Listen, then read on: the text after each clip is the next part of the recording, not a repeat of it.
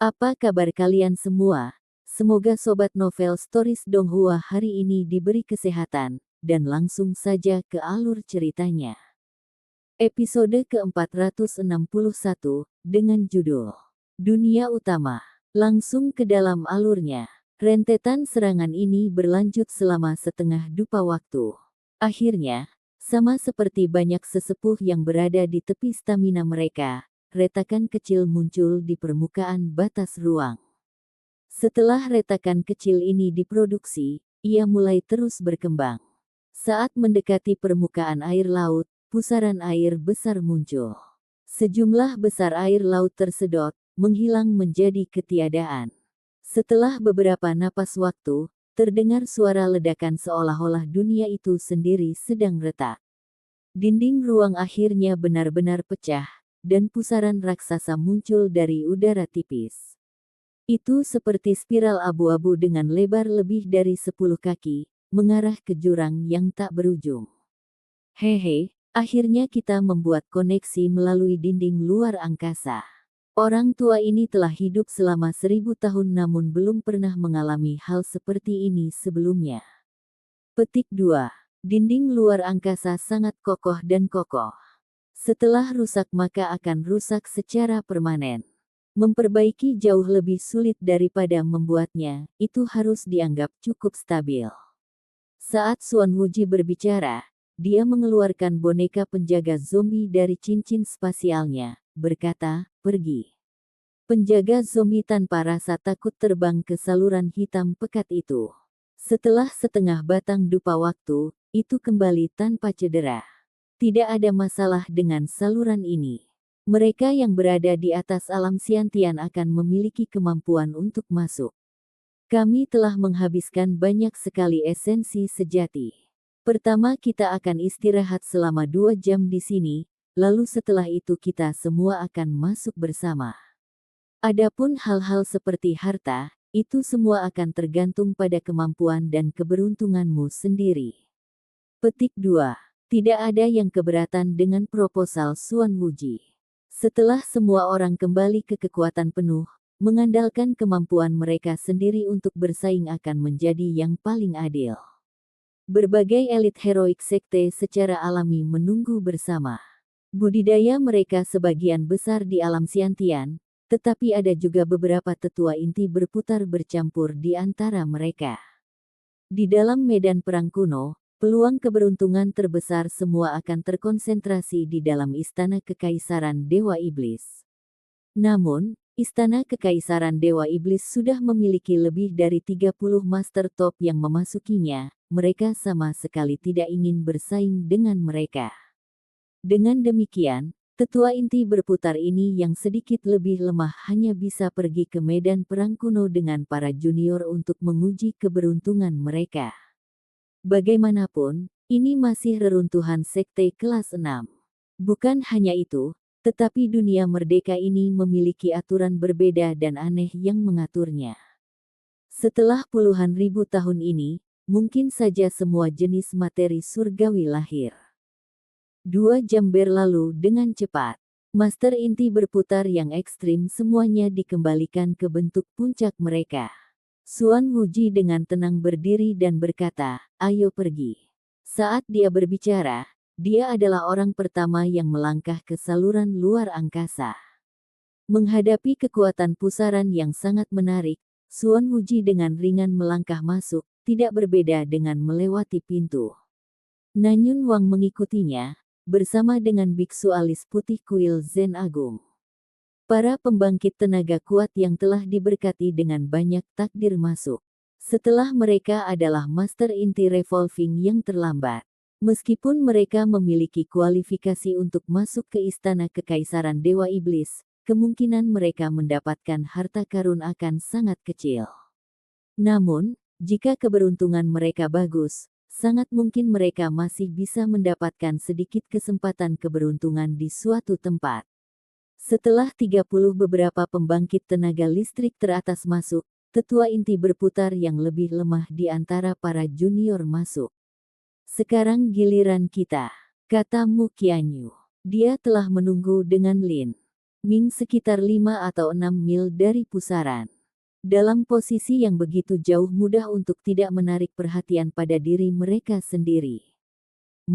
Lin Ming mengangguk. Tidak banyak seniman bela diri yang tersisa di luar. Saat keduanya terbang ke depan, Lin Ming melihat sekilas seorang wanita berpakaian biru tidak terlalu jauh. Dia tinggi dengan kerudung menutupi wajahnya. Dari kepala hingga jari kakinya, dia secara alami memancarkan temperamen dingin seolah-olah dia adalah teratai salju yang mekar. Wanita ini adalah Mu Bingyun. Meskipun Lin Ming telah berada di Divine Phoenix Island untuk waktu yang lama, dia hanya melihatnya beberapa kali. Meskipun Mu Bingyun dan Mu Qianyu adalah saudara kembar, keduanya tidak memiliki hubungan yang biasanya harmonis dan dekat seperti yang biasanya dimiliki saudara kandung. Justru sebaliknya, mereka jarang berbicara satu sama lain, dan hanya bertemu beberapa kali. Mu Bingyun juga melihat Lin Ming dan Mu Qianyu. Dia berbalik untuk melirik mereka dan mengangguk. Meskipun Mu Qianyu telah mengubah penampilannya, Mu Bingyun masih mengenali kakak perempuannya. Selain Mu Bingyun ada juga seorang wanita paruh baya berbaju biru. Kultivasinya berada di puncak alam inti bergulir awal. Karena dia bersama Mu Bingyun, dia kemungkinan besar adalah pelindung yang dikirim oleh fraksi Luan Biru untuk menjaga Mu Bingyun. Mu Bingyun sudah memiliki kekuatan untuk melawan Master Inti berputar. Jika mereka berdua bersama, kemungkinan besar tidak akan ada kecelakaan di medan perang kuno. Mu Bingyun dan wanita paruh baya berpakaian biru dengan cepat menghilang ke pusaran luar angkasa yang berputar-putar. Lin Ming dan Mu Qianyu mengikuti.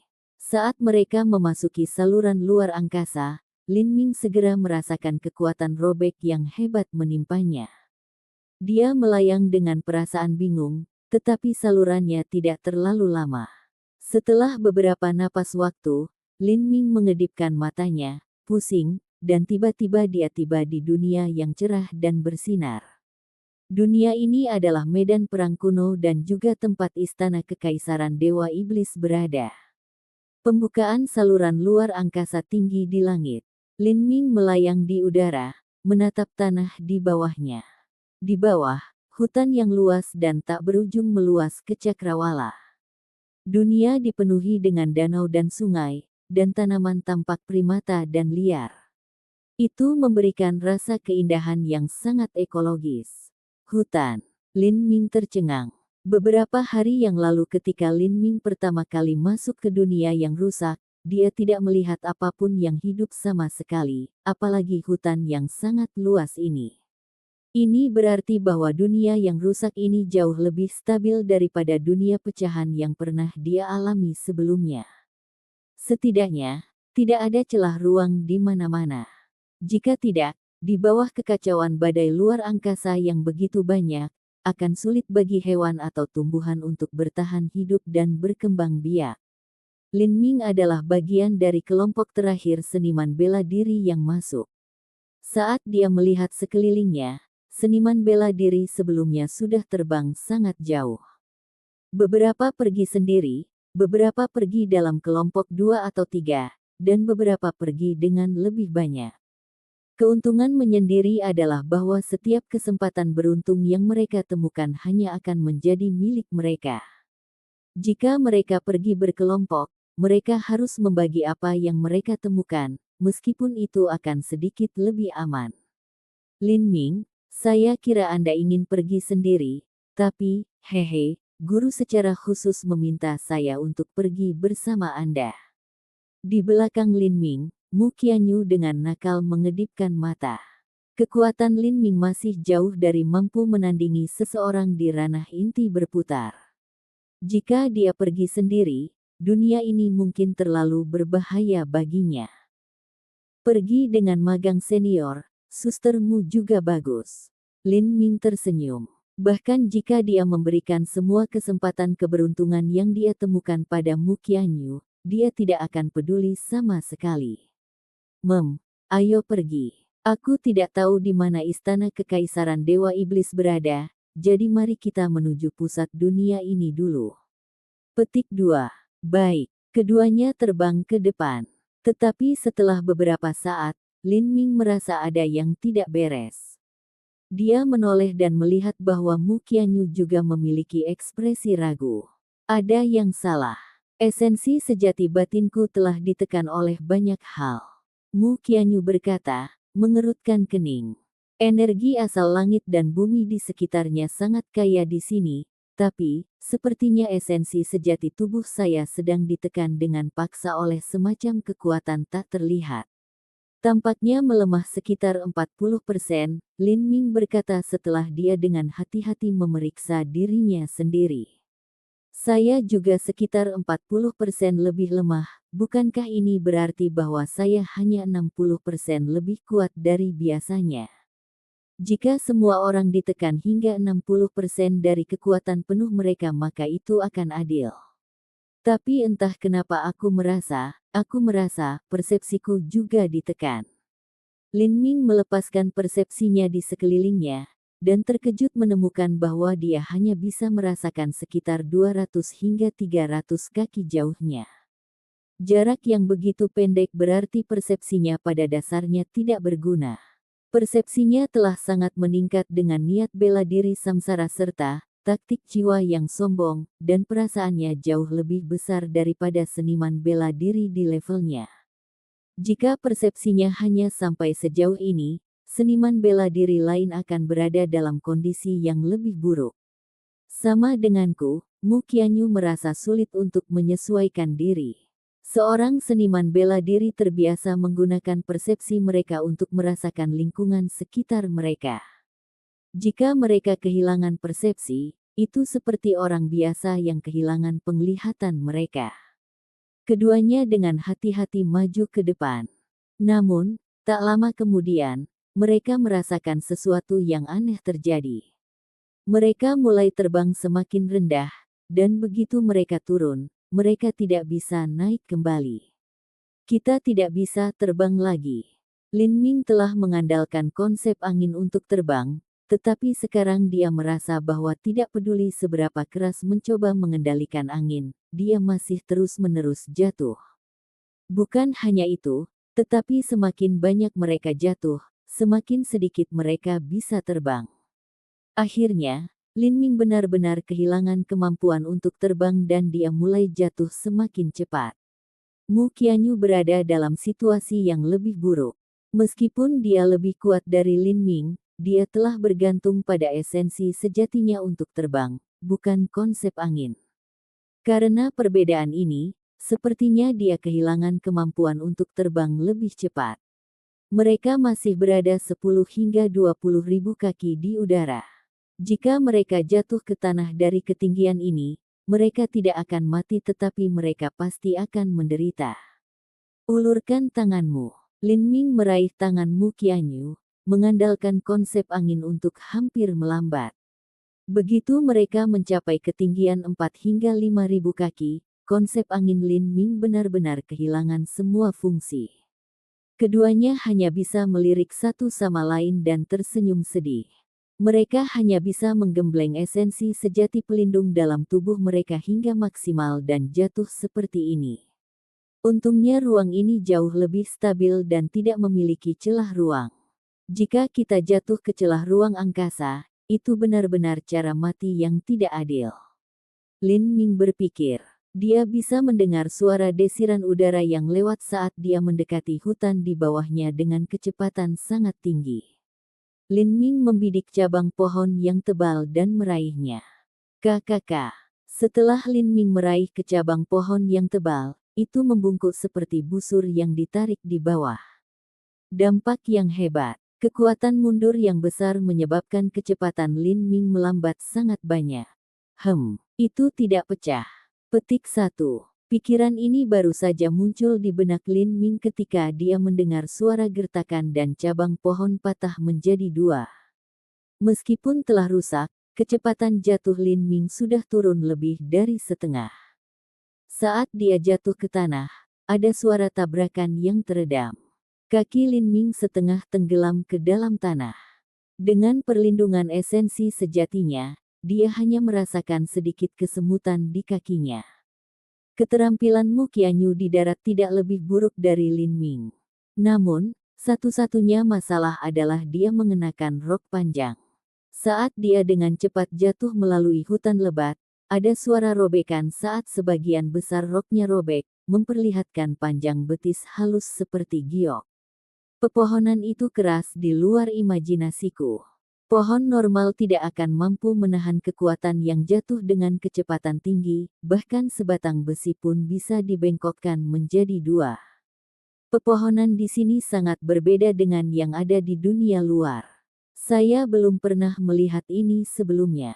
Seolah-olah spesies pohon ini semuanya dari zaman kuno. Saat Lin Ming berbicara, dia berbalik, melihat sekelilingnya. Jantungnya tiba-tiba tergerak. Bukankah spesies ini pohon punggungan besi yang ada di alam para dewa? Episode ke-462, dengan judul Hukum Berbeda. Langsung ke dalam alurnya. Pohon punggungan besi memiliki kulit kayu yang sekeras logam. Jusnya adalah bahan yang digunakan untuk menghasilkan simbol prasasti. Lin Ming pernah secara khusus memeriksanya, dan dia tidak menemukan pohon semacam ini yang tercatat dalam catatan Sky Spill Continent. Dia tidak pernah berharap untuk melihat mereka di dunia yang rusak ini. Apa yang salah? Mu Qianyu bertanya. Tidak ada. Saya baru ingat bahwa pohon ini tercatat dalam beberapa teks kuno yang pernah saya baca. Lin Ming dengan santai menemukan alasan untuk menghindari pertanyaan itu. Dia tidak ingin menyebutkan alam dewa kepada Mu Qianyu. Mu Qianyu mengangguk, tidak bertanya lebih jauh. Hamparan hutan perawan ini sangat panas, dan udaranya sangat lembab karena air. Daun di pepohonan dan semak belukar membentang seperti kipas raksasa, dan rerumputan hijau tinggi dan lebat. Ada tanaman merambat tebal yang melilit semua orang seperti ular sanca yang merayap. Pepohonan besar menembus langit. Udara dipenuhi aroma kayu busuk dari ranting dan daun. Karena naungan pepohonan, jarak pandang sangat rendah, dan tidak peduli seberapa hebat persepsi seseorang, itu tidak dapat digunakan, juga tidak dapat terbang. Tidak mungkin untuk melihat dengan jelas jalan di depan atau untuk membedakan arah. Di hutan perawan ini, tidak ada bedanya dengan menjadi buta. Penindasan esensi sejati di tanah jauh lebih kuat daripada di udara, 70% dari esensi sejatiku sedang ditekan. Petik 2. Ketika mereka tinggi di langit, esensi sejati mereka hanya ditekan hingga 40%. Tapi sekarang setelah mereka berada di tanah, esensi sejati mereka ditekan hingga 70%. Mereka sudah kehilangan sebagian besar kekuatan mereka. Lin Ming diam-diam memutar Vermilion Bird Forbidden Divine Chronicle. Tanpa mengherankan, dia menemukan bahwa esensi sejatinya telah dikompresi hingga 70%. Saat dia beralih ke putaran, True Primal Chaos Formula, dia mengulurkan harapan bahwa keajaiban bisa terjadi. Namun, bahkan metode kultivasi yang berasal dari alam para dewa ini tidak dapat melepaskannya dari rantai pengikat aturan aneh dunia ini. Esensi sejatinya masih ditekan sekitar 70%. Namun, Chaotic Virtuous Combat Meridians adalah metode kultivasi yang memperbaiki tubuh seseorang. Esensi sejati hanyalah bagian dari efisiensi pertempuran. Kekuatan tangguh Lin Ming juga terletak pada kekuatan fisiknya yang hebat dan tubuh daging dan darahnya yang tahan lama seperti harta karun. Lin Ming tanpa sadar mengepalkan tinjunya, buku-buku jarinya retak. Hukum dunia ini mampu menekan esensi sejati, tetapi hukum tirani ini tidak dapat menekan kekuatan tubuh. Saya memiliki beberapa keuntungan, tetapi dibandingkan dengan pembangkit tenaga inti revolving yang terlambat, tidak ada yang perlu disebutkan. Adapun master penghancuran kehidupan, bahkan tidak ada gunanya memikirkannya. Petik 1. Kesenjangan kekuatan antara Xiantian dan ranah inti berputar sangat besar. Bahkan bakat tingkat Sein seperti Mu Qianyu dengan kultivasi Xiantiannya yang ekstrim hanya dapat dibandingkan dengan pembangkit tenaga inti revolving awal. Adapun Lin Ming, batas kultivasinya terlalu jauh. Master inti revolving yang terlambat, bahkan jika kekuatannya ditekan hingga 30% dari biasanya, masih bisa langsung membunuhnya. Tidak bisa terbang, tidak bisa melihat jalan setapak dengan jelas, persepsi terbatas dan tumpul. Di hutan ini, seorang seniman bela diri agak mirip dengan manusia, tidak mungkin menemukan kemana harus pergi. Mu Qianyu menyadari bahwa dia pernah merasakan perasaan tak berdaya ini sejak lama. Dalam keadaan kesurupan, dia teringat kembali ketika dia berada di kaki Gunung Thunder Crash. Malam itu, dia dan Lin Ming bersama. Dia kehilangan kemampuan untuk terbang dan dia juga terluka parah. Mereka seharusnya berjalan menuju pusat dunia yang rusak ini, tetapi seiring berjalannya waktu, mereka berdua menjadi sedikit bingung. Mu Qianyu tanpa sadar menatap Lin Ming. Lin Ming ragu-ragu sejenak dan kemudian berkata, "Tunggu aku di sini." Saat dia berbicara, dia melompat langsung ke pohon besar. Meminjam daya ungkit di batang dan ranting, Lin Ming melompat lagi. Setelah dia melompat beberapa kali, sosoknya menghilang ke kanopi yang lebat. Memang benar dia tidak bisa terbang di dunia ini. Namun, bagi Lin Ming, merangkak pohon itu sesederhana bernapas. Saat dia berdiri di puncak pohon, pandangannya tidak lagi terhalang. Lin Ming dengan cepat menemukan dinding luar angkasa di belakangnya, dan mampu melihat perkiraan arah dari pusat dunia ini. Namun, ini hanyalah tindakan sementara. Saat mereka masuk lebih dalam, dia tidak akan bisa melihat dinding luar angkasa lagi, dan mereka akan tersesat lagi. Lin Ming mendongak ke langit. Dunia ini tidak memiliki matahari, namun masih ada sinar matahari. Dia tidak tahu dari mana asalnya, hanya saja langitnya sama dengan dunia kecil yang hancur yang pernah dia kunjungi sebelumnya. Ada bebatuan abu-abu yang melayang di udara, dan segala macam bebatuan besar dan kecil digantung dalam rantai panjang yang mengelilingi daratan. Lin Ming mengingat bentuk bebatuan yang sangat unik ini, dan diam-diam menunggu di sana. 1 jam berlalu perlahan. Lin Ming memiliki banyak kesabaran. Selama 1 jam ini, posisi bebatuan tersebut tidak berubah sama sekali. Lin Ming diam-diam mencatat posisi bebatuan di benaknya, dan kemudian melompat turun dari puncak pohon. Saya mengenali sosok bebatuan di langit.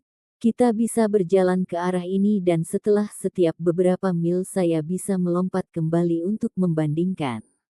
Meskipun tidak terlalu akurat, itu jauh lebih baik daripada kita berkeliaran tanpa tujuan. Petik 2. Mu Qianyu memandang Lin Ming dengan heran dan kemudian diam-diam mengangguk setuju. Meskipun Mu Qianyu sangat kuat, dia tidak memiliki pengalaman bertahan hidup di alam terbuka. Ketika dia bersama dengan Lin Ming, dia selalu merasakan perasaan nyaman di hatinya, seolah-olah ada tantangan atau masalah yang dapat dengan mudah diselesaikan dengan Lin Ming. Semak dan tanaman merambat di hutan ini sangat subur dan lebat. Seringkali, Lin Ming dan Mu Qianyu harus memotong mereka dengan pedang dan pedang mereka untuk membersihkan jalan. Tanaman ini berasal dari zaman kuno. Batangnya sangat keras, dan memotongnya relatif sulit. Mata Lin Ming tiba-tiba melebar dalam tantangan. Dia segera berbalik dan meninju di belakangnya. Bang! Esensi sejati yang bergetar meletus. Kalajengking hitam sepanjang 4 atau 5 kaki kepalanya meledak oleh kepalan tangan Lin Ming, dan cairan hitam memercik. Namun, kalajengking ini luar biasa tangguh. Meskipun kepalanya telah pecah, ekornya masih menyapu, menyodorkan langsung ke mata Lin Ming. Cahaya pedang menyala dan ekor kalajengking dipotong-potong di udara. Mu Qianyu hanya bergerak sedikit, dan kemudian pedangnya langsung dikembalikan ke sarungnya. Hanya cahaya pedang dari gerakannya yang terlihat. Ini adalah binatang buas dari zaman kuno. Lin Ming memandangi mayat kalajengking yang berkedut di tanah. Vitalitas kalajengking ini terlalu kuat. Selama zaman kuno benua tumpahan langit, jenis binatang buas yang ada ini jauh lebih dekat dengan yang berasal dari alam para dewa. Mereka jauh lebih kuat dari binatang buas yang ada saat ini, dan jauh lebih berbahaya. Hukum dunia ini semuanya ada dalam sistem yang berdiri sendiri, dan sama sekali berbeda dari dunia luar. Setelah puluhan ribu tahun yang tak terhitung jumlahnya, binatang buas yang terperangkap di dunia utama ini telah berkembang biak dan berkembang biak dari generasi ke generasi. Siapa yang tahu perubahan macam apa yang telah dihasilkan? Kalajengking tidak terlalu menakutkan. Itu sungguh mengejutkan. Tidak diketahui bahaya apa yang ada di kedalaman hutan ini. Adapun pintu masuk ke dunia ini, itu adalah 20 hingga 30 ribu kaki di udara. Sekarang tidak ada yang bisa terbang lagi dan tidak ada yang bisa melompat setinggi itu. Jalan ke dunia luar tertutup bagi mereka.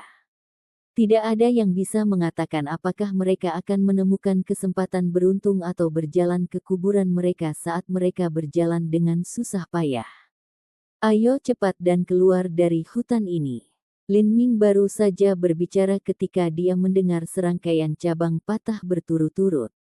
Semak-semak di depannya bergetar hebat, seolah-olah ada sesuatu yang hendak keluar. Lin Ming mengeluarkan tombak komet ungu dan Mu Qianyu juga menyiapkan pedang panjangnya, keduanya dengan waspada penuh. Mengaum. Semak-semak itu tiba-tiba terbelah. Macan tutul hitam bertanduk panjang terbang keluar. Tanpa sepatah kata pun, Mu Qianyu menebang. Saat pedangnya mengiris, riak energi pedang api terkompresi yang terlihat menyebar.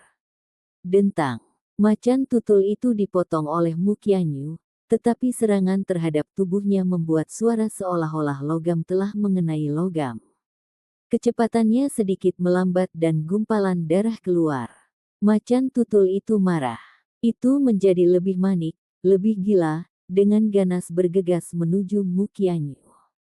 Mu Qianyu kaget. Dia belum merasakan aura yang kuat dari macan tutul hitam beberapa saat yang lalu dan berpikir bahwa dia bisa dengan santai menyerang untuk membunuhnya.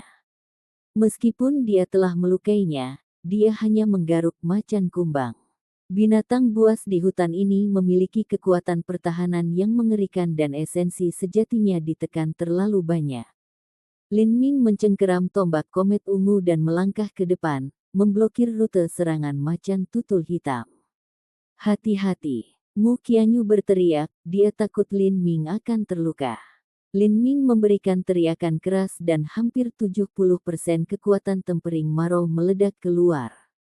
Karena esensi sejatinya dikompresi menjadi 30%, yang terbaik adalah jika dia menggunakan serangan berdasarkan kekuatan murni. Dia memegang tombak di kedua tangannya dan tanpa ampun menyapu. Bang! Dengan suara ledakan yang keras, macan tutul hitam dikirim terbang kembali oleh Lin Ming. Macan tutul hitam itu seperti anak panah yang melesat ke belakang. Itu menabrak serangkaian pohon, memotong mereka dan mengeluarkan gelombang lolongan sedih. Macan tutul hitam merangkak dari tempat tidur dahan dan daun yang patah. Kepalanya basah oleh darah dan menatap Lin Ming dengan ketakutan, itu hanya ngeri dengan kekuatan abnormal Lin Ming.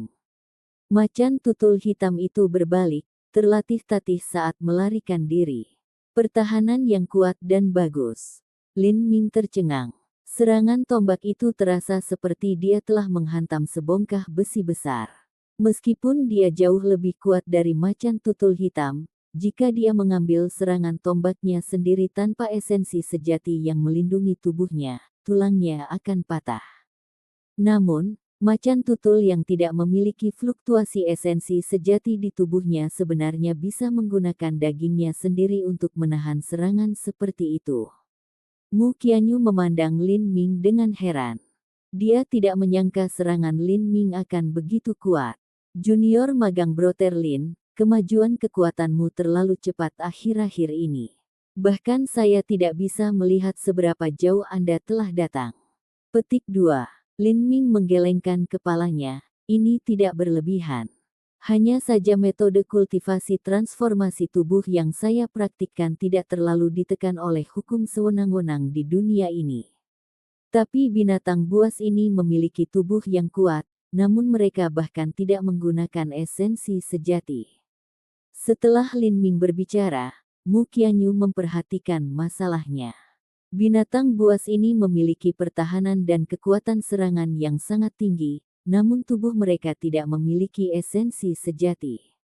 Mereka benar-benar berbeda dari binatang buas normal yang ada di benua tumpahan langit. Hukum yang berbeda di dunia ini juga menghasilkan sistem kultivasi yang berbeda. Makhluk di hutan ini semuanya memiliki tubuh yang sangat tangguh. Bukan hanya binatang buas, tapi bahkan pepohonan dan tumbuhan sangat kuat. Saya tidak tahu apa yang akan kita temui saat kita melanjutkan. Macan tutul hitam itu bahkan mungkin tidak dianggap kuat. Bahkan mungkin ada binatang buas yang lebih kuat di depan. Nada suara Mu Qianyu diwarnai dengan perhatian. Dia tidak tahu bagaimana nasib tuannya dan yang lainnya. Saat dia khawatir, suara keras datang dari dalam hutan, diikuti oleh suara nyaring yang menggema melalui pepohonan. Semua seniman bela diri dipersilakan untuk ikut dengan saya. Hutan ini sangat aneh, tapi jika kita bekerja sama kita bisa keluar dari sini dan mencari peluang keberuntungan. Petik 2. Tidak ada yang tahu jika orang yang berbicara telah menggunakan skill rahasia, tapi suaranya seperti ombak yang bergulung, menyebar ke jarak yang sangat jauh. Di hutan ini, esensi sejati ditekan hingga 30% dari biasanya. Bahkan persepsi ditekan dan sulit untuk membedakan ke arah mana mereka berada. Dengan demikian, para seniman bela diri yang telah tersebar dan bersaing satu sama lain secara alami berpikir untuk bersatu.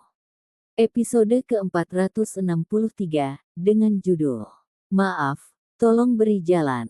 Langsung ke dalam alurnya. Saat suara ini terdengar, selalu ada tanggapan dari seniman bela diri sekitarnya. Sepertinya kebanyakan dari mereka juga sangat menderita di sini. Lin Ming, mereka kemungkinan besar adalah murid dari kuil Zen Agung. Haruskah kita pergi dan melihat-lihat? Mu Qianyu bertanya pada Lin Ming. Lin Ming memikirkannya sejenak dan berkata, kedengarannya seperti sebuah rencana. Hutan ini terlalu aneh, tidak ada yang tahu apa yang ada di belakang kita. Kita harus keluar dari sini sebelum memikirkan tindakan selanjutnya. Petik 2. Setelah puluhan ribu tahun evolusi, situasi di dalam medan perang kuno telah melampaui imajinasi semua orang. Di saat seperti itu, seseorang harus sangat berhati-hati. Bagaimanapun, ini adalah sisa-sisa sekte kelas 6 kuno.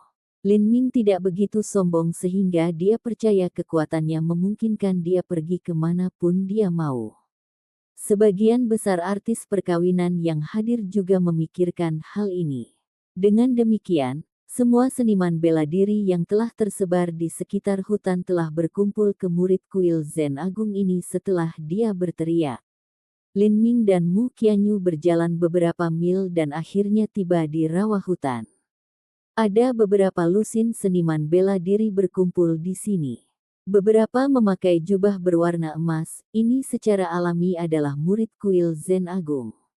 Ada orang-orang yang berpakaian serba hitam dan memiliki totem iblis raksasa kuno yang disulam di dada jubah mereka, ini adalah murid wilayah iblis.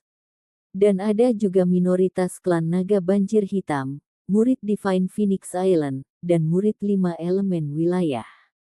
Ketika Lin Ming dan Mu Qianyu tiba, mereka tidak membangkitkan rasa ingin tahu siapapun. Hati Lin Ming tiba-tiba bergetar ketika dia melihat dua pembangkit tenaga inti revolving awal di depannya. Namun, mereka berdua bahkan tidak peduli padanya.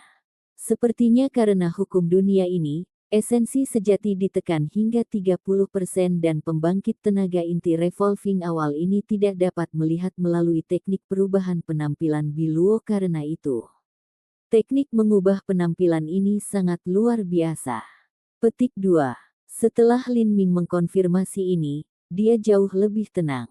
Jika tidak, jika dia bertemu seseorang dari wilayah setan Laut Selatan yang terkait dengan Lei Mubai, akan sangat merepotkan jika orang itu mencoba melakukan sesuatu padanya di belakang layar. Pada saat ini, Lin Ming tiba-tiba mendengar nada gembira. Sepupu Qianyu, apakah itu kamu? Saya senang Anda juga berhasil sampai di sini dengan selamat. Petik 2. Lin Ming berbalik untuk melihat seorang pria tampan elit yang dengan senang hati melangkah ke sisi Mu Qianyu. Orang ini adalah Mu Qingsu.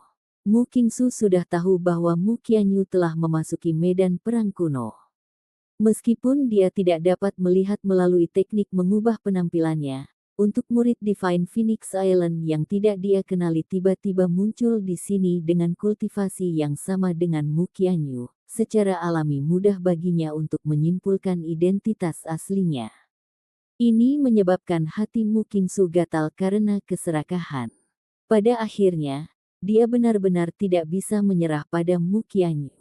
Dia terus berjuang untuk mendapatkan kesempatan kecil untuk memenangkan hatinya, kecuali dia bertarung, dia tidak akan pernah memenangkan apapun. Belum lagi keindahan dan keanggunan ilahi Mu Qianyu, tetapi Mu Qingsu sangat merindukan garis keturunan murni Mu Qianyu. Dia bermimpi menekan Mu Qianyu di bawahnya dan dengan sembrono melepaskan keinginannya padanya.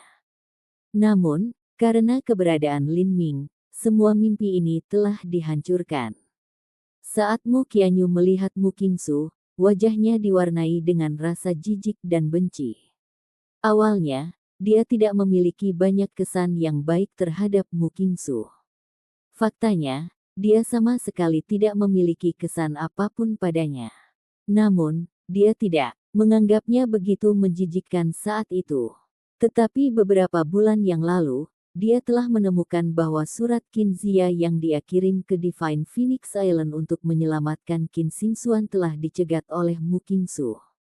Mu Qianyu sendiri bukanlah orang suci yang saleh, tetapi terhadap sesuatu yang begitu kejam dan berbahaya, sedikit gangguan yang dia miliki terhadapnya telah berubah menjadi rasa jijik.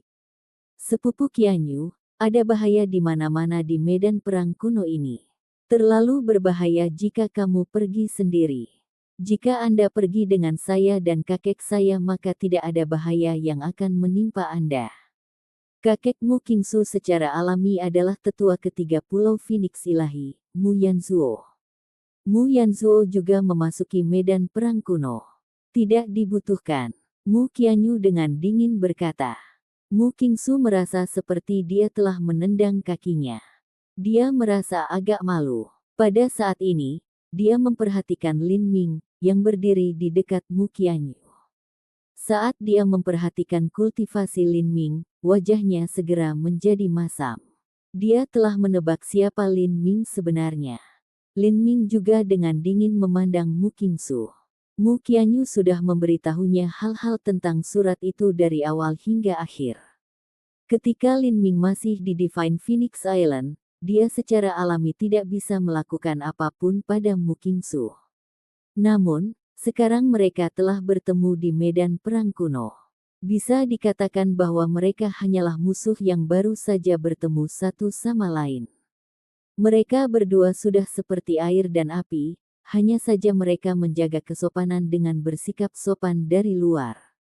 Mu Qingsu mengatupkan giginya dan berkata dengan transmisi suara esensi sejati, Sepupu Qianyu, jika kamu ikut dengan kami maka kita semua dari klan keluargamu.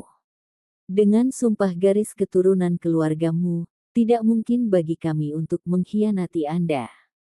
Anda bisa mempercayai orang Anda sendiri.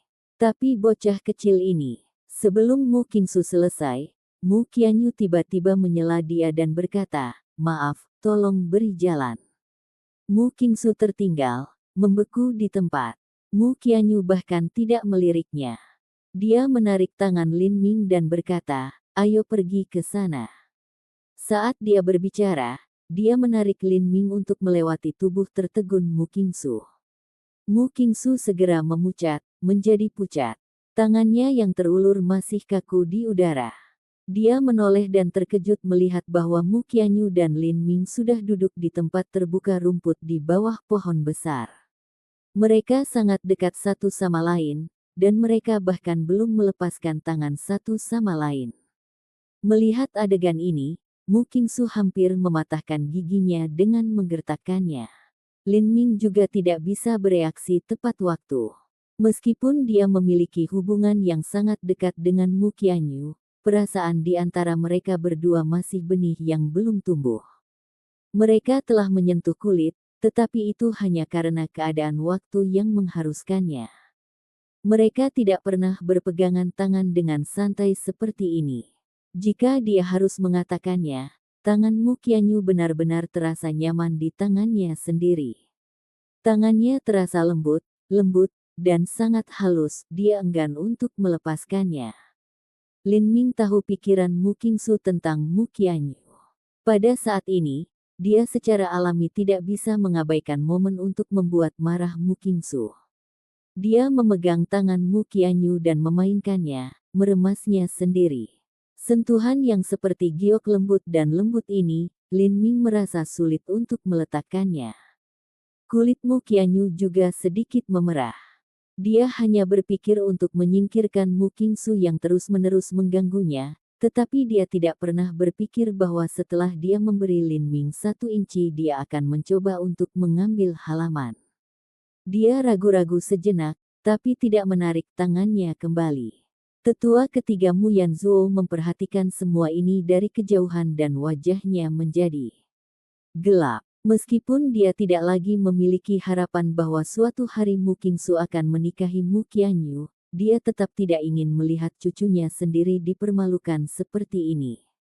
Qingsu, kembali. Mu Yanzuo berkata dengan transmisi suara esensi sejati.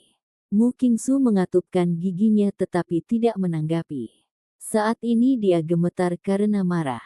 Dia berharap bisa mengebiri Lin Ming. Dia berharap bisa memotongnya sampai berkeping-keping.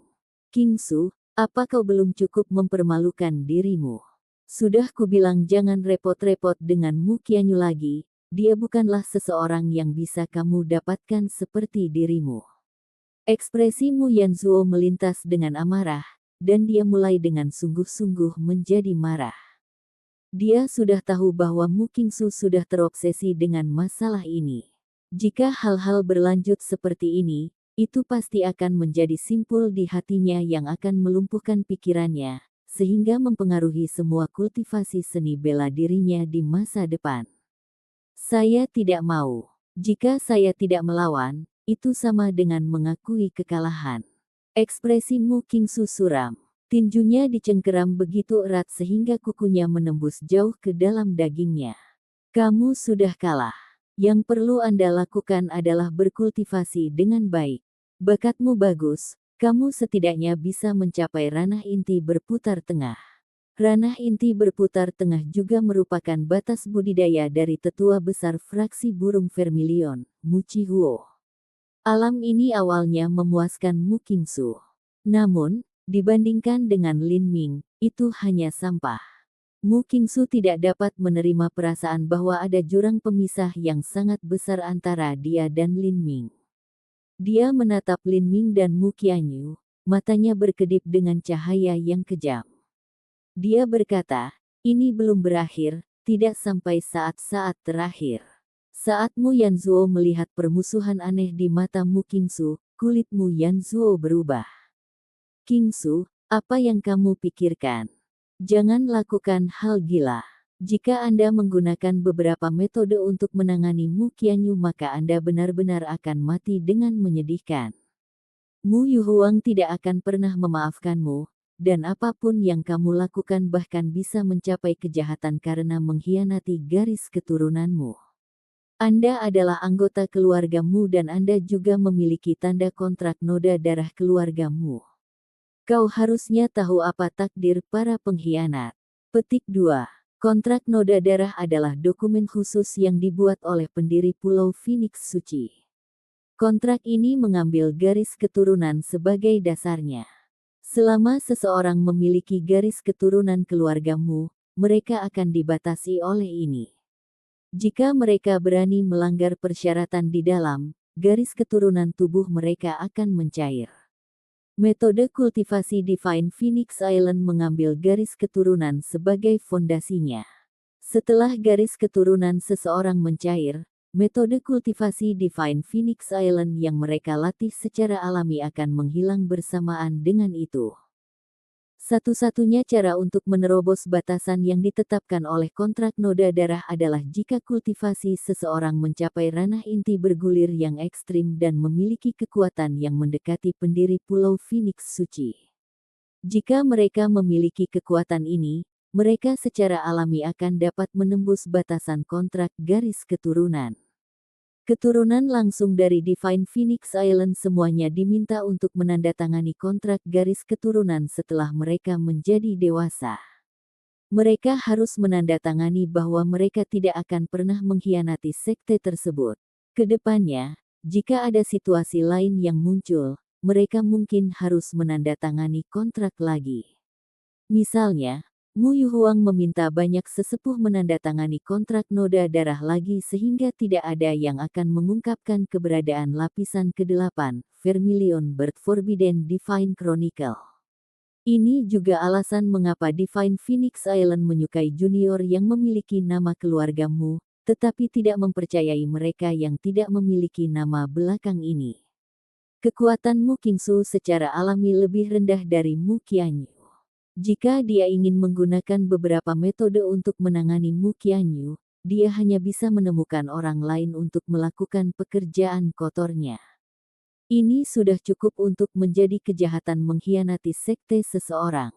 Mu Qingsu menggertakkan giginya, mencoba menekan pikiran gelap ini di dalam hatinya. Namun, setelah iblis hati ditanam, sulit untuk dihapus. Pada saat ini, hutan bergetar lagi, dan beberapa murid Divine Phoenix Island berjubah merah datang ke rawa hutan. Orang tua di depan memimpin mereka tinggi dan kurus. Dia memiliki tubuh yang lebar, dan memegang tongkat pohon parasol api suci 10.000 tahun di tangannya. Jenggot panjangnya jatuh sampai ke dadanya. Saat Lin Ming melihat orang ini, matanya menyipit. Orang tua ini adalah tetua hebat dari fraksi burung Vermilion, Mu Qihuo. Hubungan Lin Ming dengan Mu Qihuo juga seperti musuh. Setelah 30 beberapa master top langsung terbang ke istana kekaisaran Dewa Iblis, semua tetua inti berputar lainnya di medan perang kuno berada di ranah inti berputar awal dengan beberapa kecil di ranah inti berputar tengah. Mu Qihuo adalah salah satu dari orang-orang ini. Saat Mu Qianyu merasakan Lin Ming tegang, dia mengiriminya transmisi suara esensi sejati, jangan khawatir.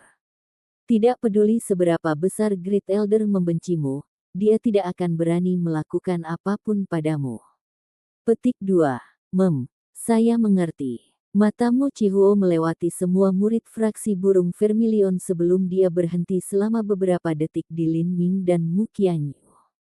Tidak ada tatapan di matanya. Akhirnya, dia pindah ke arah murid Divine Phoenix Island lainnya. Setelah Mu Qihuo tiba, Mu Bingyun mengikutinya. Dia menatap ke arah Mu Qianyu, mengangguk, lalu duduk di pojok hutan, bermeditasi dan menjernihkan pikirannya. Selain Divine Phoenix Island, para murid sekte lain juga terus berdatangan ke sana dengan berlimpah. Dari seniman bela diri ini, mereka yang berasal dari wilayah iblis Laut Selatan dan klan naga banjir hitam yang berlatih metode budidaya jalur iblis semuanya berkumpul bersama. Adapun pihak Divine Phoenix Island, mereka dari Great Zen Temple, Five Element Region, Dire Space Sect, dan Supreme Mystery Temple semuanya berkumpul bersama. Karena ada lebih banyak sekte, mereka yang berada di sisi sekte jalan lurus 2 kali lipat jumlah sekte dari sekte jalur iblis. Episode ke-464, dengan judul Istana Kekaisaran Dewa Iblis. Langsung ke dalam alurnya, Lin Ming duduk di sudut dan mulai mengamati semua seniman bela diri yang hadir. Wilayah Setan Laut Selatan, klan naga banjir hitam, dan kuil Zen Agung semuanya memiliki master inti berputar tengah yang melindungi junior mereka. Adapun pembangkit tenaga penghancur kehidupan itu, mereka sudah lama bergegas menuju istana kekaisaran Dewa Iblis. Aturan khusus yang mengatur dunia ini mungkin belum tentu mampu menekan orang tua aneh itu. Murid-murid lainnya sebagian besar berada di alam Siantian. Ada beberapa master ranah inti berputar, dan murid Hautian hanyalah sebagian kecil. Kakak Lin, apakah itu kamu? Pada saat ini, Lin Ming tiba-tiba mendengar seseorang memanggilnya. Dia berbalik dan terkejut melihat bahwa orang yang memanggil adalah Zhang Zhen, murid inti Divine Phoenix Island yang pertama kali menyambutnya di Divine Phoenix Island. Awalnya, Zhang Zhen lah yang membawa Lin Ming untuk menghadiri kontes pesta ulang tahun guru terhormat Tiang Wang. Dia juga memberitahu Lin Ming banyak hal tentang Divine Phoenix Island dan Five Element Region. Keduanya sangat bersahabat satu sama lain. Kakak Zhang, magang senior, kamu juga datang. Lin Ming terkejut. Dengan kekuatan Zhang Zhen, datang ke negeri berbahaya seperti itu benar-benar mendorong keberuntungannya. Zhang Zhen mendengarkan kata-kata Lin Ming dan tersenyum sedih. Saya kebetulan berada di dekat medan perang kuno dan ingin ikut serta melihat seperti apa keadaannya. Saya tidak menyangka akan sangat berbahaya di sini. Saat Zhang Zhen berbicara, ekspresinya terlihat jengkel. Pada saat ini, gumpalan tanah di bawah kaki Zhang Zhen naik. Murid Lin Ming menyusut, hati-hati. Seekor ular bermotif merah yang memiliki ketebalan lengan melesat keluar dari tanah. Refleks Lin Ming cepat, tombak komet ungu di tangannya menusuk seperti sambaran petir. Engah. Tombak itu langsung menusuk ular bermotif merah itu, menancapkannya dengan erat ke tanah. Darah hitam menyembur keluar dan bertaburan di tanah. Semua dedaunan hijau di dekatnya mulai dengan cepat kemana-mana. Zhang Zhen berkeringat dingin karena ketakutan. Serangan ular bercorak merah itu sangat cepat seperti kilat dan racun yang melekat di dalamnya sangat menakutkan. Jika bukan karena Lin Ming segera membantunya beberapa saat yang lalu, dia tidak ragu bahwa dia sudah mati. Sementara itu di rawa hutan, beberapa ular bercorak merah lainnya ditembakkan dari bumi, dengan cepat menyerang murid-murid dari sekte lain. Beberapa murid dengan kultivasi yang lebih lemah mencoba untuk menghindar tetapi tenggorokan mereka dirobek oleh ular ini.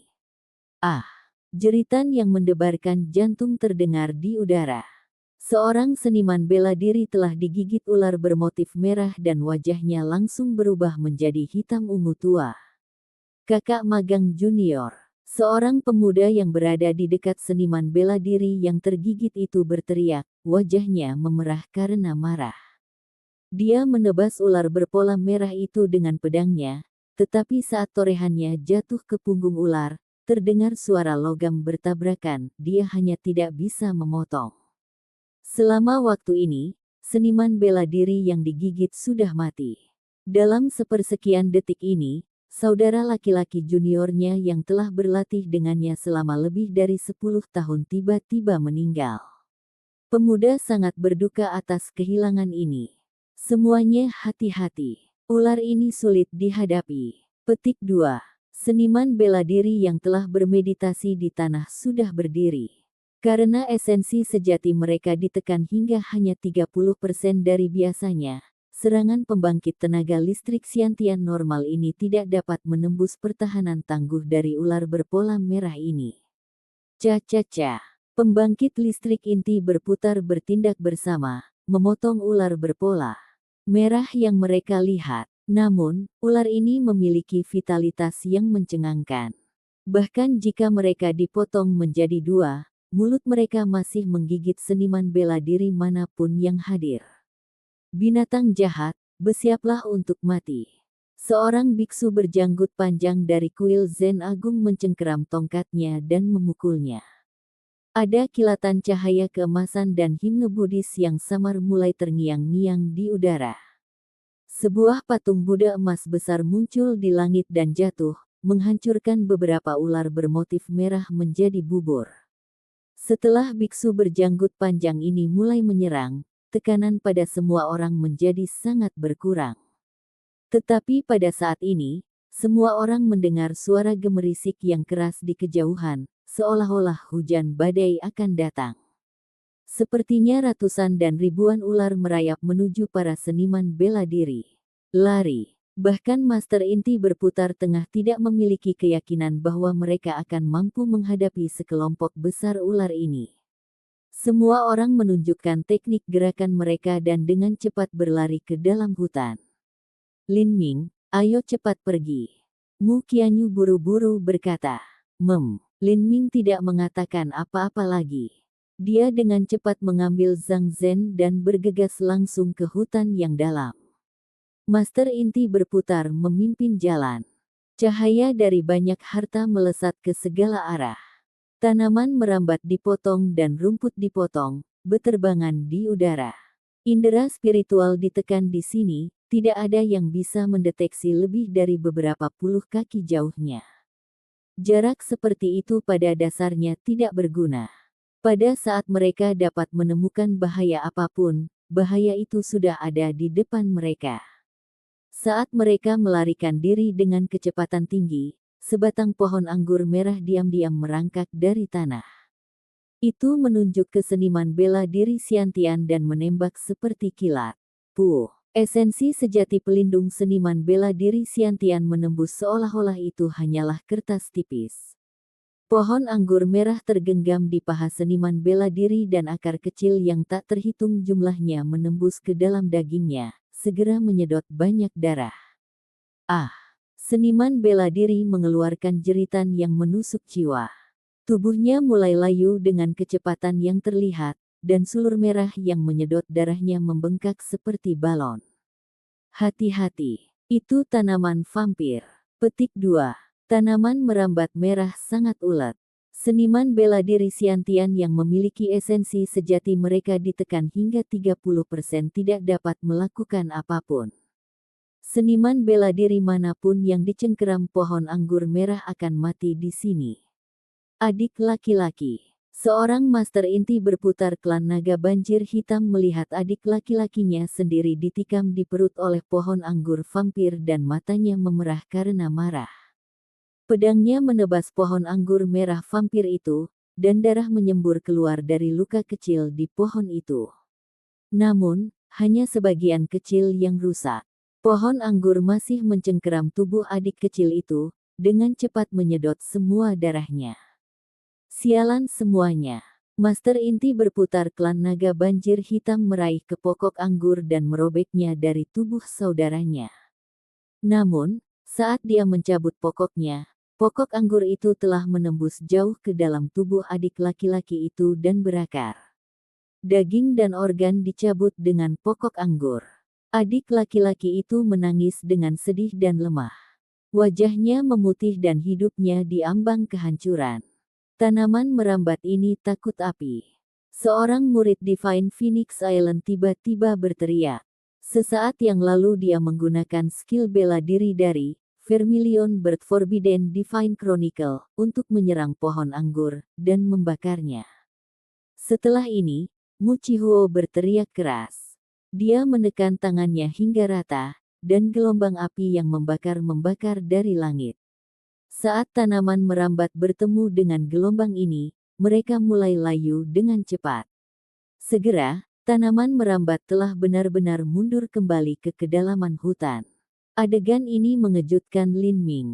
Orang tua inti berputar tengah ini masih sangat kuat meskipun kekuatannya berkurang hingga 30%. Semua orang menghela nafas lega, mengatur napas. Kita harus pergi, tidak baik tetap di sini. Kata Mu Chihuo. Tidak ada yang berani ceroboh. Mereka menunjukkan teknik gerakan mereka dan bergegas lebih jauh ke dalam hutan. Sungguh keberuntungan yang mengerikan. Saya pikir akan ada beberapa peluang keberuntungan di sini, tetapi tanah terkutuk ini tidak memiliki hal seperti itu. Tidak ada peluang keberuntungan yang bagus di sini. Satu-satunya kesempatan yang beruntung adalah kesempatan untuk mati di mana-mana. Petik 2. Jangan mengeluh. Kita tidak bisa mundur lagi, kita hanya bisa maju. Hanya dalam waktu singkat ini, lebih dari 10% seniman bela diri dalam grup telah binasa. Tidak ada pembangkit tenaga inti revolving yang mati. Mereka yang meninggal adalah murid ranah Xiantian awal dan tengah serta murid ranah Hautian. Setelah mengalami 2 serangan, para seniman bela diri semakin waspada. Bahkan jika persepsi mereka tidak dapat meluas terlalu jauh, jika mereka mengirimkannya terus-menerus, mereka setidaknya akan dapat mencegah bahaya dari bawah tanah yang muncul. Pada saat ini, 100 mil jauhnya di atas gurun, lebih dari 20 lampu berwarna pelangi bersinar di langit.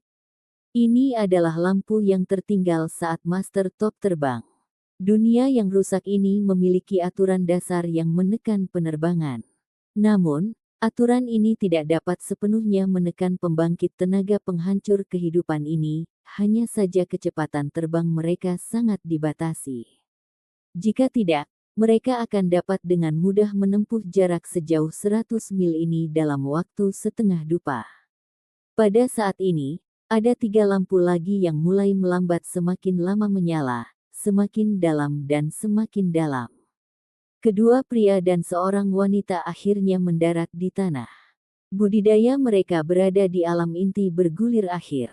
Saat mereka masuk lebih dalam ke dunia yang rusak ini, hukum yang menekan mereka menjadi semakin intens.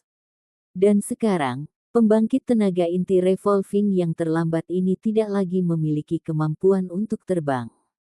Penatua perempuan di antara ketiganya menyaksikan saat 20 sinar lebih di udara menjadi semakin kabur saat mereka bergerak ke kejauhan. Dia menghela nafas dan berkata, "Sepertinya kita tidak akan beruntung untuk memasuki istana kekaisaran Dewa Iblis." Hehe, orang tua ini awalnya datang untuk bersenang-senang.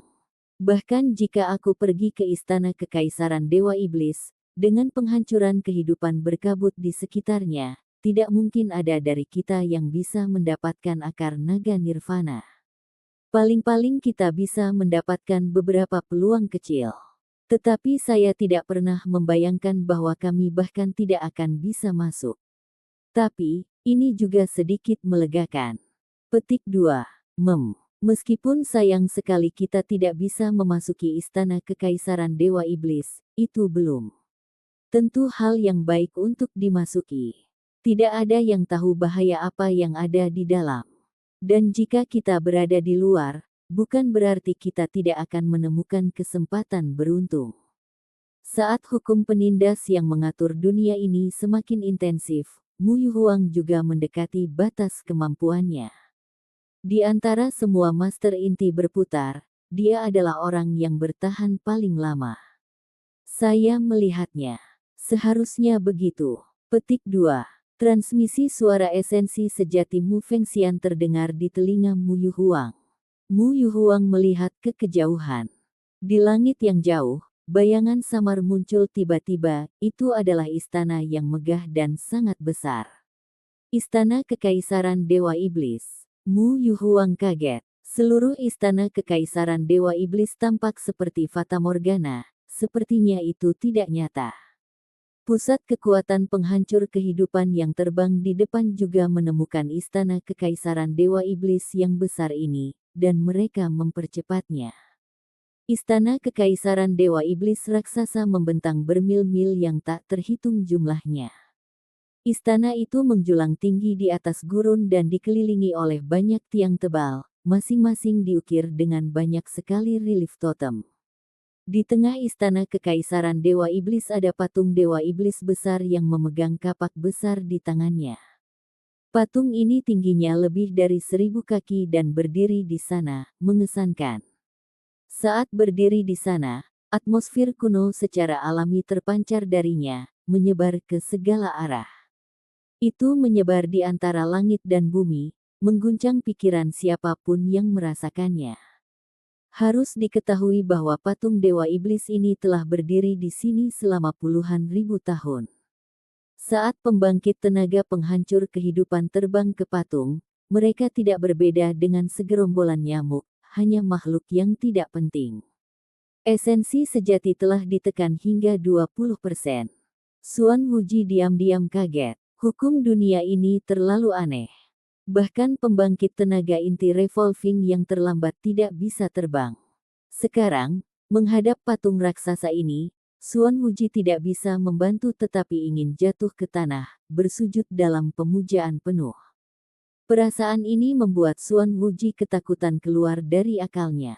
Dia tidak tahu siapa sebenarnya yang mengukir patung yang begitu menakutkan, tetapi tampaknya itu berada di atas hukum yang mengatur dunia ini. Jika demikian, jika hanya patung yang bisa membuatnya merasa seperti ini, lalu jika dia masuk ke istana kekaisaran Dewa Iblis dan menemukan sesuatu, apakah dia masih bisa melakukan segala bentuk perlawanan? Suan Wuji menarik napas dalam-dalam. Semakin jauh dia pergi ke dunia yang rusak ini, semakin dia menemukan bahwa dibandingkan dengan Kaisar Iblis puluhan ribu tahun yang lalu, dia hanyalah bayi kecil yang tidak berdaya. Kultivasi Kaisar Iblis ini sangat dalam. Aku takut bahkan pembangkit tenaga listrik tingkat Kaisar saat ini dari Sky Spill kontinen tidak akan ada apa-apanya di depannya. Petik 2. Episode ke-465, dengan judul Hutan Belantara Berdarah. Langsung ke dalam alurnya. Saat Suan Wuji berpikir, dia melihat cahaya hitam melewatinya. Patriark klan naga banjir hitam tiba-tiba tenggelam dan berubah menjadi topan hitam yang dahsyat yang melesat ke arah istana kekaisaran Dewa Iblis. Budidaya Black Float Dragon Patriark sudah pada tahap kedua penghancuran kehidupan. Menurutnya, setiap langkah pertahanan atau formasi susunan yang tertinggal di istana kekaisaran Dewa Iblis pasti sudah gagal setelah puluhan ribu tahun ini. Namun, meski begitu, sebagai tindakan pencegahan ia menggembleng esensi sejatinya hingga maksimal. Di belakangnya, bayangan samar naga banjir hitam muncul. Saat Suan Wuji melihat ini, dia tidak tergerak. Dia hanya mencibir dan berpikir, idiot. Hua. Saat Patriark Naga Banjir Hitam hendak menerobos pintu masuk utama istana kekaisaran Dewa Iblis, lampu merah menyala. Di pintu masuk istana, lingkaran cahaya bersinar muncul dari udara tipis, bergegas keluar seperti gelombang besar dan menabrak tubuh Patriark Naga Banjir Hitam. Dengan pukulan tumpul, Patriark Naga Banjir Hitam ditendang mundur seperti bola karet. Dia dikirim terbang mundur, meludahkan darah. Saat pembangkit tenaga penghancur kehidupan lainnya melihat ini, kulit mereka berubah. Istana yang telah ditinggalkan selama puluhan ribu tahun ini sebenarnya masih memiliki perlindungan dari formasi Arai. Bukan hanya itu, tapi formasi susunan ini sangat kuat. Bahkan tahap kedua Life Destruction Black Blood Dragon Patriarch meludahi darah dalam tabrakan. Meskipun esensi sejati naga banjir hitam telah ditekan hingga 20% dari potensi normalnya karena aturan yang mengatur dunia ini, harus diketahui bahwa ini hanya satu susunan pertahanan yang melindungi pintu masuk ke istana kekaisaran Dewa Iblis. Jika satu susunan pertahanan dapat menyebabkan Patriark Naga Banjir Hitam meludahkan darah, maka bukankah susunan ofensif akan dengan keras dan langsung membunuh mereka? Semua pembangkit tenaga penghancur kehidupan waspada. Istana kekaisaran Dewa Iblis ini terlalu menakutkan. Mereka berpikir jika istana ini belum membusuk selama puluhan ribu tahun, mereka akan mengalami nasib yang lebih menyedihkan. Patriark Naga Banjir Hitam menyeka darah dari sudut bibirnya. Saat dia melihat barisan pertahanan yang masih berkedip, wajahnya suram. Apa yang ada di dunia formasi susunan hantu ini? Itu benar-benar mampu mempertahankan dirinya sendiri selama puluhan ribu tahun. Dan bukan hanya itu, tapi itu masih sangat kuat. Apakah ini benar-benar sesuatu yang bisa dibuat oleh seseorang? Di hutan, ada niat membunuh yang tersembunyi di mana-mana. Saat grup terus berlari, selalu ada seniman bela diri yang meninggal. 2 jam kemudian, saat mereka akhirnya keluar dari hutan, sekitar 30% dari seniman bela diri tersebut telah binasa. Tempat ini adalah di depan orang banyak itu dataran tak berujung merah tua, tanah bergelombang. Ada tulang-tulang tebal yang setengah terkubur di tanah, dan di sekelilingnya ada lempengan batu abu-abu gelap yang tersangkut di tanah. Ada loh batu besar dan kecil, dan masing-masing telah diukir dengan segala macam simbol yang rumit. Simbol-simbol ini berbeda dari sistem simbol yang ada di benua tumpahan langit. Seniman bela diri tidak dapat memahami apa yang mereka maksud atau diwakili. Dataran merah tua ini memberikan perasaan yang sangat menindas. Bahkan langit berwarna merah tua, dan bersinar redup dengan cahaya berdarah. Dari hutan perawan hingga hutan belantara yang berdarah ini, perbedaan visual yang intens sangat mengejutkan pikiran. Dengan pengalaman hutan yang masih segar di benak mereka, semua orang yang hadir mempertahankan kewaspadaan 120% saat menghadapi dataran merah yang aneh ini. Pada titik ini, melanjutkan adalah berbahaya. Tetapi tetap di hutan juga berbahaya. Jika mereka harus membuat pilihan maka mereka harus melanjutkan, mereka bahkan mungkin bisa menemukan kesempatan beruntung di sini. Ayo pergi. Orang pertama yang melangkah ke dataran merah tua adalah lelaki tua berhidung elang dari wilayah setan Laut Selatan. Dia adalah penatua wilayah iblis Laut Selatan, Lian Chengji. Kultivasinya berada di ranah inti bergulir tengah. Sisi South Sea Demon Region memiliki 2 Elder ranah inti revolving tengah dan juga 9 pembangkit tenaga inti revolving core awal. Dari Master Inti berputar awal, 2 atau 3 dari mereka telah mencapai puncak fase awal. Dengan kekuatan mereka, wilayah setan Laut Selatan adalah kekuatan terkuat di antara sekte yang hadir, jadi mereka juga yang paling percaya diri. Begitu Lian Chengji melangkah ke dataran merah yang luas ini, kulitnya berubah. Hutan belantara darah ini bahkan lebih ganas dalam menekan esensi sejatinya. Dia sebenarnya hanya bisa menggunakan 25% dari keampuhan esensi aslinya. 5% esensi sejati lainnya ditekan. Lian Chengji berkata dengan cemas. Hukum dunia ini terlalu aneh. Jika ini terus berlanjut maka situasinya hanya akan menjadi lebih berbahaya. Sesepuh lain juga tampak khawatir. Dia memutuskan bahwa jika esensi sejatinya ditekan di bawah 20%, dia tidak akan lagi maju. Jika tidak, ada kemungkinan dia benar-benar mungkin dibunuh oleh binatang buas yang kuat dan aneh ini. Setelah seniman bela diri wilayah iblis Laut Selatan berjalan ke depan, seniman bela diri sekte lain mengikuti mereka ke hutan belantara yang berdarah. Banyak dari mereka telah mengaktifkan penutup pelindung untuk mendeteksi retakan luar angkasa. Tidak ada kehidupan di sini, tidak ada dari mereka yang tahu apakah ini disebabkan oleh perpecahan yang mengerikan di ruang angkasa, jadi lebih baik mengaktifkan tindakan pencegahan untuk berjaga-jaga. Semua orang melanjutkan dengan hati-hati, menjaga pikiran mereka dalam keadaan siaga penuh. Tidak peduli bagaimana mereka melihatnya, hutan belantara berdarah ini lebih aneh dari hutan dan bahkan lebih berbahaya. Namun, mereka tidak menyangka bahwa setelah mereka berjalan selama setengah jam, mereka sebenarnya tidak menemukan bahaya apapun. Beberapa orang tidak bisa membantu tetapi berbisik pada diri mereka sendiri. Pada saat ini, tetua daerah iblis Laut Selatan berhidung elang tiba-tiba berputar. Tangannya menamparkan ke bawah. Ada suara ledakan saat tanah terbelah. Seniman bela diri di belakang semuanya terkejut. Mereka mengira akan ada serangan musuh yang mendadak, tetapi mereka tidak berpikir bahwa setelah bumi meledak, pedang besar yang tebal akan terbang keluar. Pedang sepanjang 5 kaki ini berwarna hitam legam seolah-olah terbuat dari tinta, dan aura yang dipancarkannya sebanding dengan harta karun tingkat bumi. Apa? Semua mata seniman bela diri bersinar. Penatua itu dengan santai mengambil item dari tanah, tapi itu adalah harta karun tingkat tinggi. Tidak, ini tidak benar, itu bukanlah harta karun tingkat bumi yang bermutu tinggi.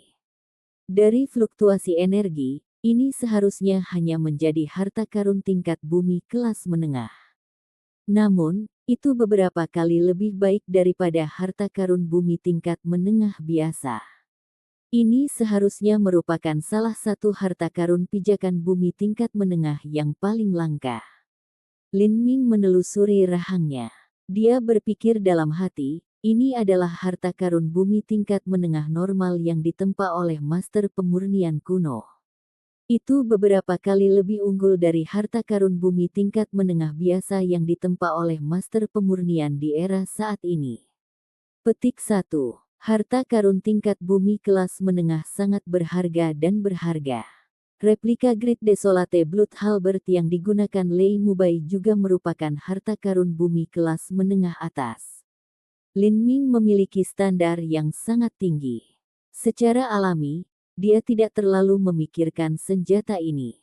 Tapi semua seniman bela diri di sisinya memiliki mata melebar yang dipenuhi dengan keserakahan. Kebanyakan dari mereka menggunakan harta karun pijakan tanah tingkat rendah. Melihat harta karun tingkat tanah kelas menengah yang langka di depan mereka, mereka semua iri. Setelah melewati tantangan bahaya itu dan bertahan, mereka akhirnya melihat peluang keberuntungan muncul. Ini adalah pemikiran yang dimiliki kebanyakan seniman bela diri yang hadir. Hutan belantara yang berdarah ini mungkin tampak berbahaya, tetapi kenyataannya itu tidak berbahaya sama sekali. Sebaliknya, ada segala macam tulang dan harta karun yang terkubur di sini. Sepertinya ini adalah situs pertempuran kuno. Jika mereka mengikuti di belakang keledai daerah setan Laut Selatan, mereka tidak akan bisa mengambil apapun. Jika mereka bertarung dengan mereka, mereka juga tidak bisa menang. Berpikir ini, banyak seniman bela diri mulai berpisah dalam kelompok kecil, diam-diam mengubah arah dan meninggalkan kelompok utama. Karena tindakan pencegahan, seniman bela diri ini memiliki setidaknya seorang master Siantian ekstrim yang memimpin mereka, atau bahkan 2 atau 3 master ranah Siantian yang terlambat.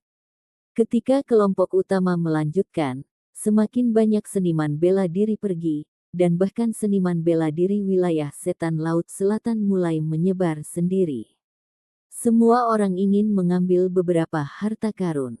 Jika mereka mengikuti di belakang Lian Chengji, mereka bahkan tidak akan bisa mendapatkan potongan. Ayo pergi ke sisi itu. Lin Ming berkata kepada Mu Qianyu. Karena semakin sedikit orang dalam grup, citra Lian Chengji di depan mereka menjadi semakin berbahaya. Mu Qianyu dan Lin Ming meninggalkan grup bersama. Mereka tidak tahu apakah hutan belantara berdarah ini benar-benar aman atau tidak. Kebanyakan dari mereka yang hadir juga memahami hal ini. Tapi, mereka semua dibutakan oleh keserakahan. Ketika mereka melihat Lian Chengji mengambil harta karun tingkat menengah atas di depan mata mereka, tidak ada dari mereka yang mampu menahan godaan untuk pergi sendiri. Mungkin medan perang kuno ini tidak hanya memiliki harta, tetapi juga hal-hal lain. Misalnya, mereka bahkan mungkin mengambil cincin spasial yang berisi nilai lengkap seorang master top. Pada saat itu mereka benar-benar akan bangkit dalam kekuasaan. Mu Qingsu memperhatikan punggung Lin Ming dan Mu Qianyu dari kejauhan, dan dengan getir menggertakkan giginya. Dia bahkan ingin mempekerjakan seseorang untuk membunuh mereka. Tetapi jika dia melakukan itu, garis darah di tubuhnya akan benar-benar mencair dalam waktu setengah tahun, dan dia akan kehilangan semua kultivasinya. Karena dia tidak memiliki sarana untuk membalas terhadap Lin Ming, dia hanya bisa melihat tanpa daya saat Lin Ming berjalan semakin dekat ke Mu Qianyu, tampak sangat intim dan dekat satu sama lain. Dia merasa seperti dia bisa memuntahkan darah saat melihat ini. Saat Mu Yanzuo menyaksikan ini dari jauh, dia hanya bisa menghela nafas. Realitas itu kejam. Hasilnya sudah jelas, tetapi berkali-kali, tidak semua orang mau menerima kebenaran di depan mereka, terutama ketika objek keinginan seseorang dicuri. Rasa dari perasaan ini benar-benar sulit untuk diterima. Lin Ming dengan hati-hati berjalan ke depan, benar-benar membuka persepsinya. Di dunia yang aneh ini, Lin Ming hanya bisa memperluas akal sehatnya hingga sekitar 200 kaki. Jika itu di bawah tanah, itu bahkan lebih pendek sekitar 100 kaki. Dan 100 kaki bumi ini benar-benar dibanjiri oleh sejumlah besar tulang kerangka. Ada begitu banyak tulang. Lin Ming tersentak. Kerangka dan tulang ini memiliki berbagai ukuran. Beberapa tampak biasa dan telah berubah menjadi minyak setelah puluhan ribu tahun di bawah tanah, tetapi ada juga yang tidak berubah sedikit pun, masih tetap berwarna bening seperti batu giok. Bahkan ada beberapa tulang yang bersinar seperti pelangi. Jelas, ini terkait dengan metode kultivasi yang telah dilakukan almarhum sebelum kematian mereka. Ada juga cincin spasial. Lin Ming menemukan bahwa ada tulang tangan dengan cincin spasial di atasnya. Dengan lambaian tangannya, cincin spasial terbang dari bawah tanah. Namun, saat dia menyelidikinya dengan kekuatan jiwanya, dia menggelengkan kepalanya karena kecewa. Dimensi mini di dalam cincin spasial sudah runtuh dengan sendirinya. Dunia buatan manusia semacam ini awalnya tidak stabil. Biasanya, dunia di dalam cincin spasial langkah bumi tingkat rendah akan bertahan selama beberapa ribu tahun sebelum hancur. Itu bukan hanya cincin spasial, tetapi banyak harta karun telah membusuk. Harta karun yang dapat terkubur di bumi selama puluhan ribu tahun dan tetap murni dan abadi sangatlah istimewa. Lin Ming berjalan selama 1/4 jam tetapi masih belum menemukannya. Sepertinya itu, pikiran Mu Qianyu bergerak. Saat dia melihat beberapa ratus kaki di kejauhan, sebenarnya ada bunga yang tampak eksotis di sana. Di padang gurun darah yang luas ini, seikat bunga ini sangat tidak terduga. Bunga hantu darah. Saya tidak berpikir bahwa sesuatu seperti itu akan muncul di sini. Bunga hantu darah adalah sejenis bunga spiritual yang suka tumbuh di tanah yang dipenuhi dengan pengaruh gelap dan berdarah dan telah melalui periode pembantaian yang hebat. Hanya dalam keadaan seperti itu mereka dapat memelihara diri mereka sendiri dan bertunas, tumbuh perlahan. Biasanya butuh ribuan tahun untuk berbunga, dan itulah mengapa sangat langka di benua tumpahan langit, dan untuk berpikir bahwa akan ada sekelompok besar dari mereka di sini. Namun, reruntuhan medan perang kuno ini sudah kaya dengan pengaruh berdarah dan iblis. Bukan hanya itu, tapi tidak ada yang muncul di sini selama puluhan ribu tahun. Tidak aneh jika sekumpulan besar bunga ini lahir di sini. Bunga hantu darah ini akan sangat membantu evolusi Little Flame. Ini benar-benar kesempatan yang beruntung. Mu Qianyu sangat senang. Saat dia pergi ke depan untuk mengambilnya, dia tiba-tiba berhenti di langkahnya dan mengerutkan kening. Dia bisa dengan jelas merasakan energi dari beberapa orang yang tersembunyi di sekitar bunga hantu darah. Mereka memberikan aura pembunuhan samar seperti harimau yang sedang berjongkok di semak-semak. Energi ini milik manusia. Kemungkinan besar itu adalah salah satu rekan yang baru saja berada di grup mereka, dan juga merupakan pembangkit tenaga inti revolving. Mereka ingin menggunakan bunga hantu darah sebagai umpan dan membunuh kita untuk merampok harta benda kita. Mu Qianyu mencibir. Sampai jumpa di episode selanjutnya. Selamat beraktivitas dan sampai jumpa.